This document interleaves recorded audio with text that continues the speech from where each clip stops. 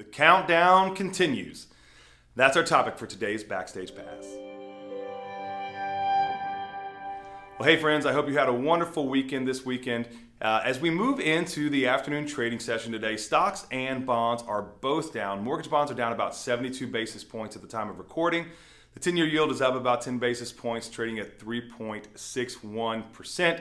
The national average for a 30-year conventional fixed-rate mortgage, that came in on Friday at end of the week last week at about 6.34%. This morning, the rates opened up better, but because of the movement in the bond market today, we have seen rates worsen today. So rates have gotten worse over time throughout the day today, and we expect them really to end up probably about the same as where they closed on Friday. Now look, right now the countdown is continuing. All eyes are looking forward to the CPI data, November CPI data, that's going to be released in just 8 calendar days.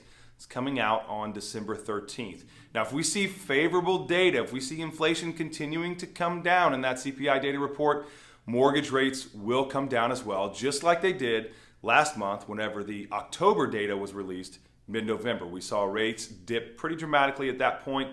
If we see a similar data drop, in the inflation data, then we will see a similar drop in rates as well. So everybody, the markets are really looking for that CPI data. But in the meantime, everything that's happening at all the markets, the trading that happens in the markets, especially the bond market, it's going to be mostly placeholder trading, doing things called what's called range finding, doing some things called consolidation. So the bond markets are just going to be placeholder trading until that CPI data comes out next week. And look, some of the things this week, they could have some potential small effects on it. So today we had ISM data. That's a manufacturing report. That came in better than what was expected, and that put a little bit of a damper on bonds. We've got initial jobless claims that are coming out later this week. Weekly we get that data.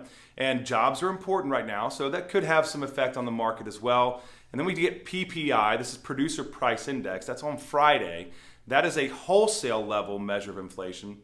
That does have the potential to move the markets a little bit as well. But again, like I said, most of it's going to be placeholder data until we get to that CPI data, that all-important data, on Wednesday of next week, and the countdown continues. All right, that's all the news that we have for today. As this data comes out this week, we'll be sure to bring it to you. But remember, whatever you do, stay positive, have a great day, and we'll see you tomorrow.